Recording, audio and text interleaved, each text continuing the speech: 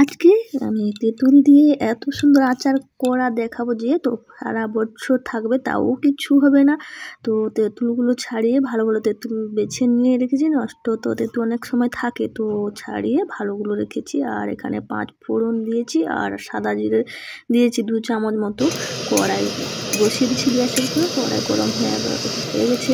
এবার আমি 5 ফোড়ন জিরেগুলো হালকা গ্যাসে ভেজে নেব। সুন্দর করে ভাজা হয়ে গেছে, একটা প্লেটের মধ্যে ঢেলে নিলাম। তারপর আবারও কড়াটাকে বসিয়ে দিলাম, কড়াই বসিয়ে আবার এই শুকনো লঙ্কা 7-8টা মতো নিয়েছি, সেটাকেও হালকা গ্যাসে ভেজে নেব হালকা করে। তারপরে আমি এখানে গুড় নিয়েছি, কড়াই বসিয়ে দিচ্ছি, গুড় দিয়ে দেবো কড়াইয়ের মধ্যে। তো একটু জ্বললে গুড় হলে ভালো হতো, মানে যারা কোনোদিন করেননি তাদের জ্বলুয়া গুড়টা হলে ভালো হতো। আমার এখানে মানে উপরে গুড়টা তো খেয়ে নিয়েছে আর নিচে গুড়টা আছে, ওটাকে দিচ্ছি। আর একদমই গ্যাসটাকে হালকা করে দিয়েছি, দিয়ে গুড়টাকে ভালো করে নেড়ে নিচ্ছি।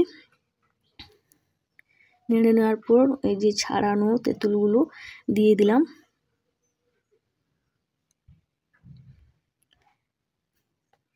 তেঁতুল দিয়ে আবারও সুন্দরভাবে নেড়ে নেব। গ্যাস কিন্তু একদমই হালকা জ্বলবে গ্যাসটা। আর নুন দিয়ে দিলাম পরিমাণ মতো, নুন দিয়ে আমি খুন্তি দিয়ে হালকা হালকা লাড়তে থাকবো সবসময় অনবরত, না লাড়লে এটা বসে যাবে। তো গ্যাসটা সবসময় মাথায় রাখতে হবে, গ্যাসটা খুব হালকা থাকবে।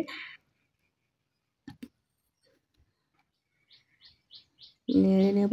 আর এখানে হালকা গ্যাস তো আছে, নেড়ে নেওয়ার পরে আমি এখানে মশলাগুলো যে ভেজে রেখেছি সেগুলোকে গুঁড়ো করে নিয়ে চলে আসব। একদমই বলবে কি গ্যাসটা দেখতেই তো পাচ্ছ, একদম নেবু নেবু ভাব। আর হালকা হালকা ফুটছে, হালকা হালকা ফুটলে কিন্তু খুবই সুন্দর একটা মানে গুড়টা গলে যাবে। তারপরে আমি এই যে মশলাগুলো, সব মশলাগুলো হালকা গুঁড়ো করে নেব। মিক্সচার গ্রাইন্ডারের মধ্যে দিলে একদমই পীর্ণ হয়ে যাবে, সেই মশলাগুলো কিন্তু ততটা ভালো হবে না। এই মানে শিলে বাটলে দর ঘষা মানে আধা গুঁড়ো হবে, তো তার জন্য এটা আচারের পক্ষে একদম উপকরণ মানে একদম ভালো হবে।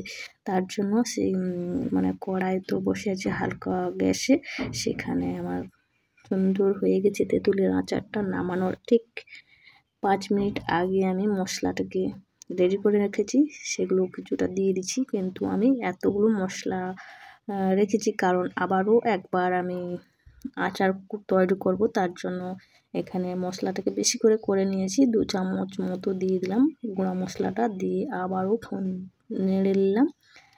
নেড়ে মশলাগুলো সুন্দর করে আর গ্যাসটাকে আমি বন্ধ করে দিলাম, বন্ধ করে দিয়েছি। দেখো কত সুন্দর হয়েছে, তোমাদের কেমন লাগলো অবশ্যই লাইক শেয়ার সাবস্ক্রাইব। একটু খা না, অনেকটা দরকার, তার বেশিটা সেলবি আর আমাকে কমটা দেবে। কি আছে এর ভিতরে? কি আছে এর ভিতরে? বিচার দারুন, একবার দারুন।